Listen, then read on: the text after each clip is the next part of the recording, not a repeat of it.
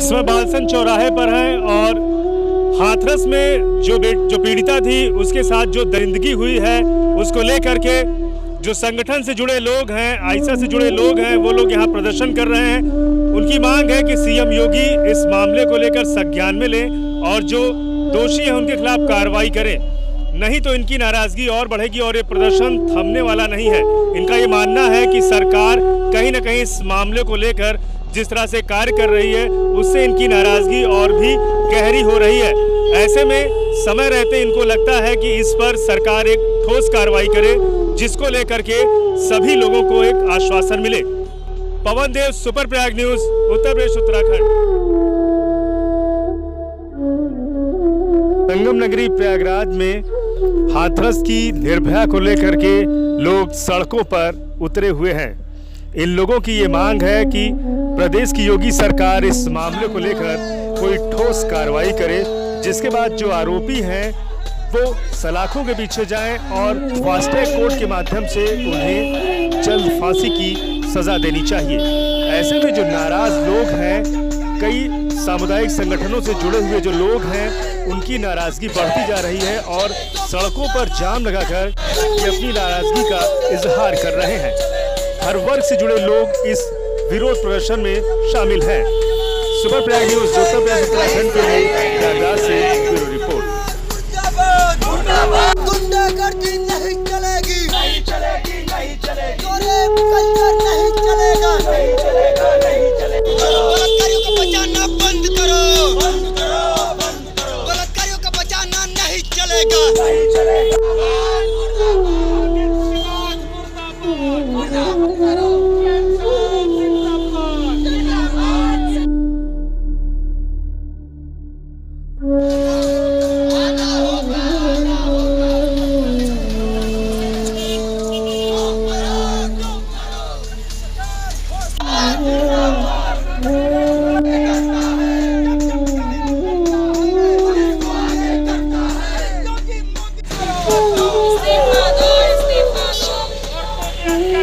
गुंडागर्दी नहीं चलेगी, नहीं चलेगी, नहीं चलेगी। कल्चर नहीं चलेगा। हाथरस में जो घटना हुई है, इतने विभत्स तरीके से, इतने जघन्य तरीके से उस लड़की का बलात्कार हुआ पहले तो, और उसके बाद पीड़िता ने जब अपना बयान भी दे दिया, उसके बाद भी पुलिस इस बात से मुकर रही है। उन चारों अपराधियों का नाम जो है सामने आ गया है, लेकिन फिर भी उसके बाद भी कोई कार्रवाई नहीं हो रही है और गलत तरीके से पीड़िता को, मतलब उसके साथ जो अन्याय हुआ ही है, उसके घर वालों की जानकारी के बिना उसके घर वाले कहते रह गए कि उसकी बॉडी उनको सौंप दी जाए। उसके बाद भी आधी रात को इस तरह से उसकी बॉडी जला दी गई, मतलब उसका दूसरी बार बलात्कार कर दिया गया। तो ये क्या है? ये पुलिस के दम पे तानाशाही है, उनकी गुंडागर्दी है।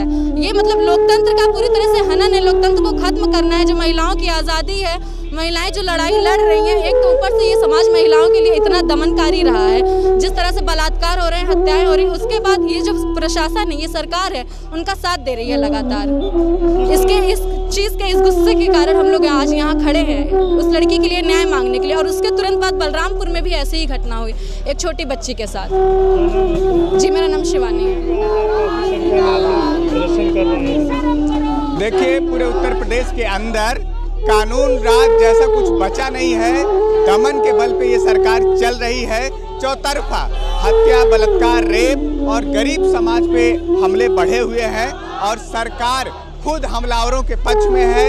ये पहले विधायकों के, बलात्कारियों के पक्ष में रही है और समाज के अंदर ये सत्ता संरक्षण अपराध लगातार बढ़ रहा है, जिसके चलते आप देखिए इतनी बेशर्म घटना में भी कहा जा रहा है कि रेप नहीं हुआ। इस तरह के बयानबाजियां आ रही हैं और हम ये देख रहे हैं, ये जो ताकतें हैं, जो अपराधी लोग हैं, सत्ता कहीं ना कहीं इनको बचा रही है और इसके चलते ये पूरे उत्तर प्रदेश में आम बात हो गया है कि किसी भी दलित गरीब के साथ हम अन्याय करेंगे, हम बच जाएंगे। इसके खिलाफ इलाहाबाद गांधी प्रतिमा पे हम लोग यहाँ प्रदर्शन कर रहे हैं और हमारी ये मांग है कि पूरे उत्तर प्रदेश के अंदर जिस तरह से ये सरकार हमलावरों और अपराधियों के पक्ष में खड़ी हुई है, योगी को इस्तीफा देना चाहिए। उससे नीचे हमारी कोई बात नहीं है। सुनील मौर्य, प्रदेश सचिव इनकलाबी नौजवान संघ। ये कहना है कि यूपी में जो हाथरस में जो घटना हुई है, उसमें जिस तरह से उच्च जाति के लोगों ने एक दलित लड़की के साथ जिस बर्बरता से पेश आए हैं, निर्भया कांड से ये कम नहीं है। और साथ ही यूपी पुलिस का रवैया और जिस तरह से उसको अंतिम समय में भी इज्जत नहीं मिली, उसकी मिट्टी को भी उसके पेरेंट माता पिता को एक डिग्निटी के साथ एक लड़की को जैसे जाना था, उसके जीते जी और उसके मरने के बाद भी यही हुआ। और यूपी में ही जब ये केस दूसरे चिन्मयानंद करते हैं तो उन्हें क्या मिलता है? वो लड़की जेल में जाती है। यानी बलात्कार किस जाति की लड़की के साथ हुआ है?